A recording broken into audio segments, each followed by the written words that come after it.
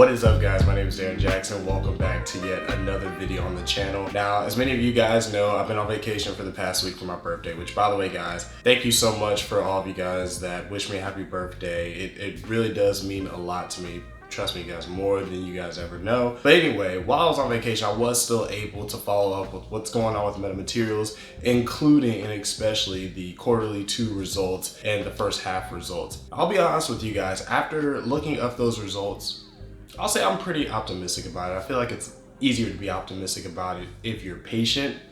So I think that's kind of where I'm at right now. But we're going to talk more about that throughout this video. So hopefully by the end of this video, we will cover the financial results, some of the major news that they've announced, a lot of the feedback that I've gotten from you guys with the combination of how I overall feel as well. So let's not waste any time. Let's get started. So first off, we have the financial results. Obviously, that's something really important to look at because we get an idea of where the company's at, how the products are doing for that company, and where we could potentially see this company in the future as far as how much money they're earning as opposed to how much money they're spending. And overall, they looked pretty good. So in quarter 2, they announced that their revenue was almost at over 200% year over year, meaning their quarter 2 revenue was about 200% more than their quarter 2 revenue of last year, which is really good.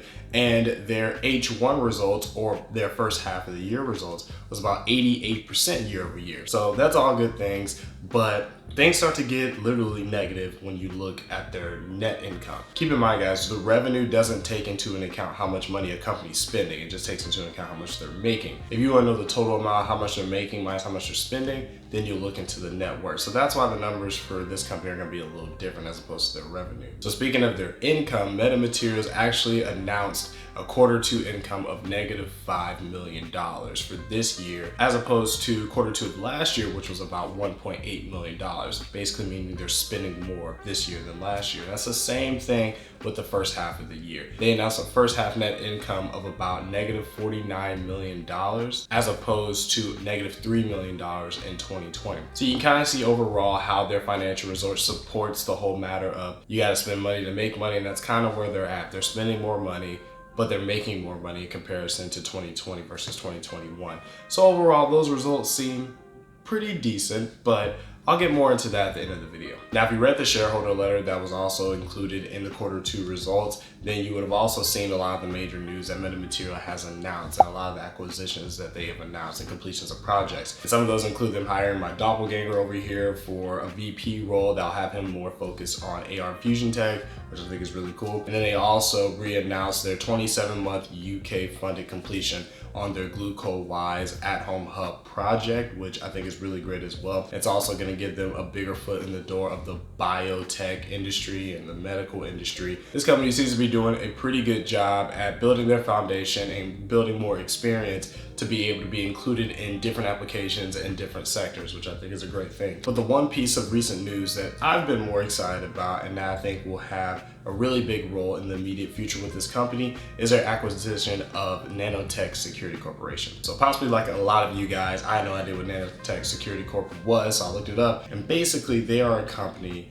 that uses technology for lithography, and lithography is basically this way of being able to create an image on a stone, or that's at least what was used years ago. And part of that stone is going to have ink repellent. So basically you put a piece of film on an object and then you peel it off and you're left with an image. And they use that in a huge technological way with their UV casting line, or their roll-to-roll technology, which may sound familiar right now. They use that to create film that is applied to denominations as a counterfeit security measure. And they actually have contracts with other government companies, including a major government company that they're keeping disclosed. Point is, they have a product and they have experience with different companies and partnerships. So they have a pretty good foundation so far. And about a couple of weeks ago, Metamaterials announced that they acquired Nanotech. Now, the one reason why I was really excited about hearing this acquisition with a company like Nanotech, even though it's a company that a lot of us may have not heard about, is because I really think it's going to soon help Metamaterials with their production. Nanotech Security, despite being a small company, is very experienced at producing these thin films, which is something Metamaterials is going to use. Metamaterials also announced that it should help them create more products for their applications 9 months faster than they normally would had they not acquired a company like Nanotech. On top of that, they'll be acquiring acquiring the facility that nanotech works in so they can use that machinery to increase their productivity.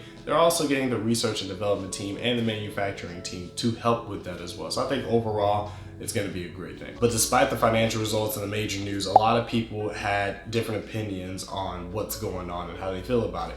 So just like a lot of my videos, I like to post surveys and questions to you guys based off the upcoming topic. And for this particular topic, I'll ask a lot of you guys on YouTube and on Twitter, how do you feel about the quarterly 2 results? And with YouTube, it seems like more of you guys were just like, you know, the news is okay. And some of you guys are really optimistic and some of you guys just didn't feel like it was gonna help at all. And Twitter, I kind of got the same thing. So I wanna talk about how you guys felt and kind of how it pertains to how I feel overall. And it's really easy to do this if I turn this into a Bulls versus Bears situation. So let's do that. So on the Bulls side, a lot of you guys are really excited about the recent acquisition that Metamaterials made with nanotech as far as it boosting their productivity, and that productivity boost should help attract other companies, even bigger companies, for certain types of partnerships. And a lot of us that are bullish are taking this opportunity to lower our dollar cost average by buying more since the stock price has been going down, because let's be honest, a lot of us bought near the peak at $10 or $20 a share if you're considering the pre-reverse split or post-reverse split.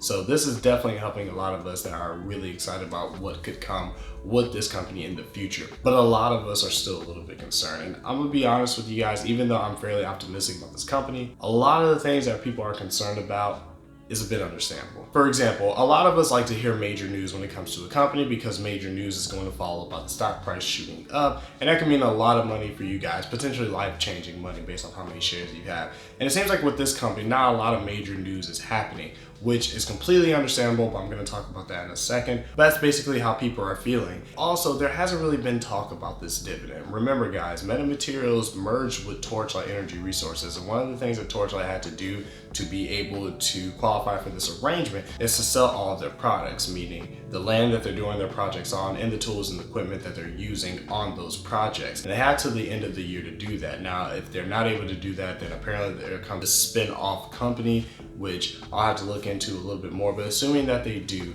then the total amount of that worth will be divided amongst all outstanding shares in the form of something called a Class A preferred stock dividend, and should be on your brokerage account right now with an overall value of 0. But it seems like what is most concerning about people that are bearish about this company or pessimistic, which has a lot to do with what the position of the stock price is right now as opposed to a couple months ago, is the bad PR or marketing. And a lot of people seem to be blaming the CEO of Metamaterials, George Palacaris. Now the next bit of information follows that up. It kind of goes towards my opinion on this whole situation, but it seems like the reason why people may be concerned about the PR and the marketing is because it's possible that that news is gravitating them towards short-term situations. For example, there was a lot of talk, and there's still a decent amount of talk about this potential short squeeze, which I've made videos on, so if you guys are interested in that, make sure you check that out. But point is, that's making people really excited about potentially getting a lot of money in a short period of time, which is great if that actually happens. And it seems like the PR and marketing is also having people really excited about these potential rumored partnerships with companies like Tesla and Samsung. Now, that doesn't necessarily mean I personally am blaming George Palacaris for that, because he hasn't necessarily put out news saying, hey, there may be a potential partnership between this company or this company. But a lot of people are pinpointing certain things that he might have said that could potentially fuel fire to those rumors. And all that can be pretty understandable why people are really pessimistic about this company. And that's why the stock price overall has been dropping on top of this whole potential situation to get with the short. But one question I always ask myself when I see a price go down especially is, has there been any major bad news with the company? It seems like with Metamaterials, it's not. Now, of course, I get at the same time, a lot of people can argue that there really hasn't been any news, and George Palacaris has been fairly quiet about what's been going on. And I can understand if you put money in a company and leave it in there for 10 years at least, and throughout those 10 years you hear nothing, a lot of people are probably gonna sell off because eventually they'll just assume nothing happens. I totally get that. But Metamaterials has been announcing news. They've announced partnerships. they've announced different project completions and stuff like that. And it may not be the most attractive news, but this company is brand new in comparison to a lot of other companies within its sector. So they're ultimately just taking the proper steps needed to become a successful company, which is what you can tell by the financial results, that they're making more money, but they're also spending more money. And eventually we're gonna hope that they're spending a lot of money to increase productivity and to hire more employees and to build bigger facilities for more productivity, but they'll eventually be making more than what they're spending. And I really think, again, I've said this so many times, that this is a testament to long-term holders, because I will be honest with you guys, I have no idea how long of a long-term hold this is, but I'm still buying into this company, especially to increase my own dollar cost average, because I was one of those guys that bought in a little close to the actual peak, but I am really excited about what this potential company could have in the future. So I try to just set and forget. It seems like a lot of people that are long-term holders are doing the same thing. But I also understand a bit of the concerns that other people that are pretty bearish about this company have. But that's my personal opinion. But guys, let me know, what do you guys think about the Q2 results and the first half results? And how do you feel about the company overall? Do you have any concerns about it? Are you really excited about it? Make sure you leave comments below. And hopefully you guys enjoyed this video. Speaking of videos, make sure you guys watch some of these other videos, which I hope help you out on your investing journey as I have in mine. I do appreciate you guys watching, and until next time, take care.